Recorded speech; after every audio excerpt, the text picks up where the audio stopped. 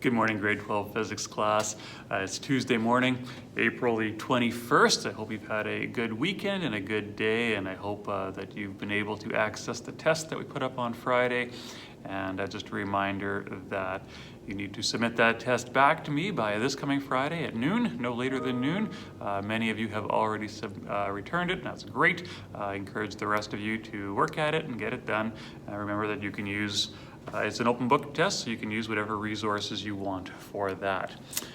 Today we're going to start a new unit, as you can see, on medical physics, and we're going to try something a little different with my video presentation today in terms of what you see on the screen beside me here. This unit is a unit that is primarily text-based. There's not a lot of math involved in it, and so we'll be able to use PowerPoint a little bit more, as I don't have to type in formulas. But before we get started, I want to encourage you again with just a quick verse of the day to get us going.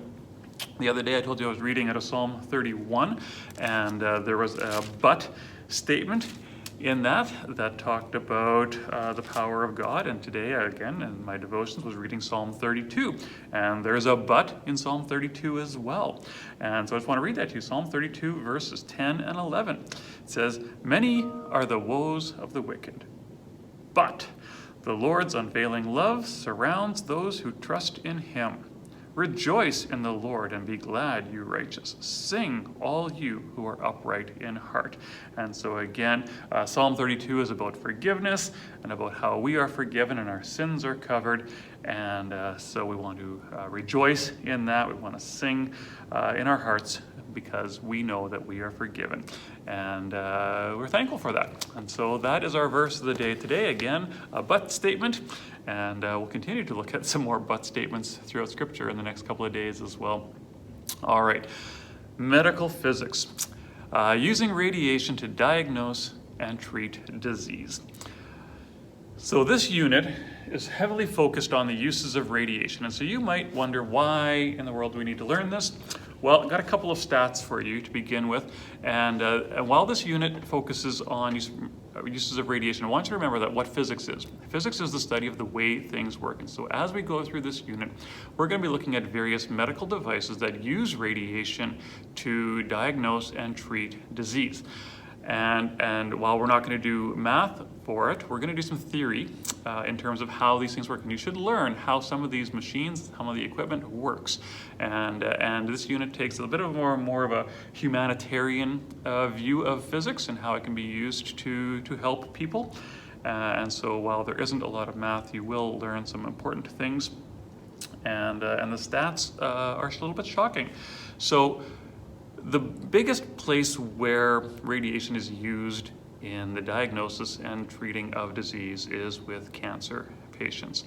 And in 2017, there was a study that said that approximately 200,000 Canadians would be diagnosed with cancer in 2017, and about 80,000 of those would die from their disease.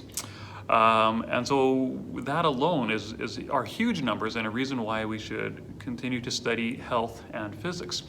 There's another stat that says that is generated in Canada. 45% of Canadian men and 43% of Canadian women will get cancer at some point in their lives. And so that means chances are that some of you or all of you have had someone in your family, someone close to you, that has had cancer in the past. And if not, you will at some point, right? Half, 1 in 2, will have cancer at some point in your life. So if we look at our class of 11 students, 5 or 6 of you will probably contract cancer at some point in your lives. Of that 45%, of that 1 in 2 people, a quarter, 1 in 4 people with cancer will die from cancer. And so there's lots of work to be done yet in diagnosing and treating disease. There's a booklet that came along with our curriculum, and it is this booklet here. It's called Health and Physics. It's a student guide to it. This is on Connect for you to take a look at, because you're not here to have this physical copy of it, but there is a copy of this on Connect that we're going to work through. This will be our textbook for this unit, and we'll be using it a lot. Now, this textbook goes through a case story. Now, this textbook goes through a number of things, and I want to talk to you a little bit about what we're going to do in this unit. So I've got a little bit of a unit outline here for you, and you can sort of follow along as we continue on. Number one is a case study. In this book, they go through a fictitious case study. So they've got these little yellow boxes here as a person that injures themselves and goes in for testing and then realizes they have cancer and goes through this case story and what they've gone through. Because of the stats and because of the fact that chances are there's somebody in your life that has or has had cancer in at one point in their lives, we're going to do not a fictitious case study as presented in this book. We're going to study real people that have gone through the disease and see what they went through in terms of testing. And so we'll talk more about that in a minute. We want to look at the history of radiation. When was radiation discovered? When was the properties of radioactivity discovered in terms of benefits for health? We want to look at some of that. And then we're going to look at radiation-based technology, diagnostic technology, which is how we use radiation to diagnose things. And we're going to specifically look at the electromagnetic spectrum there. We're going to look at other types of diagnostic technology, because not all diagnostic technology uses radiation, and so we're going to look at a few other diagnostic techniques. We're going to look at the effects of radiation on humans, because while there are many healing properties of radiation, there are also some damaging effects to that, and that's always the balance in this, is the benefits versus the negative effects on humans. And then we're going to look at radiation and treatment. And so that's what we're going to look at in our unit. So basically we're going to look at diagnostics, we're going to look at the effects of radiation, we're going to look at treatments. And we're going to do this in the view of a cancer patient and what they go through and what they experience. And we're going to learn a few other things as we go along. Now, our interview assignment. You are going to be interviewing a cancer patient or a cancer survivor. As I said, the odds are that each of you have someone in your life that has had to deal with a cancer diagnosis.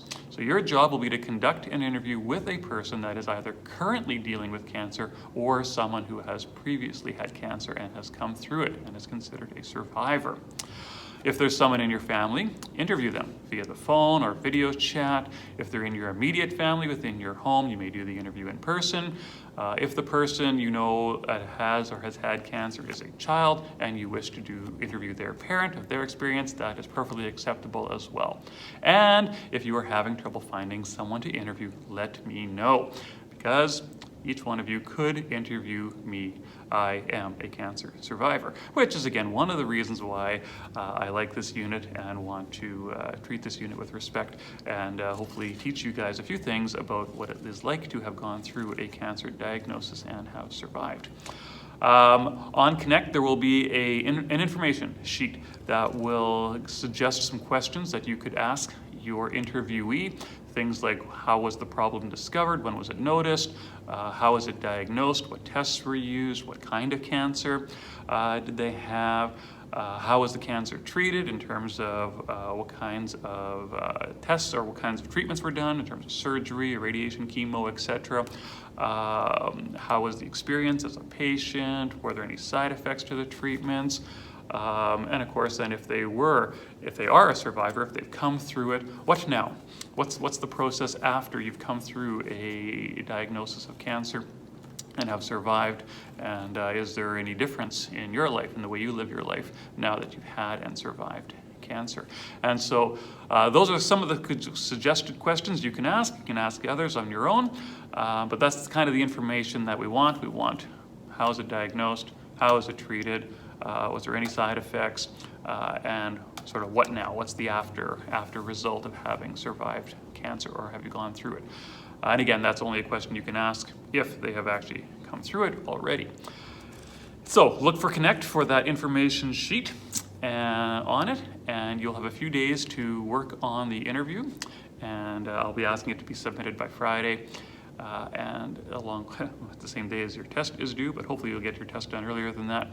And we're going to continue to work on it. So in this unit, you will be doing some research, you will be doing a few other things, and we'll be learning about some of the equipment that's used, in which radiation is used. So hope that goes well for you. And again, we want to dialogue about this and ask questions, so feel free as you're going through this, if you have questions, please feel free to ask.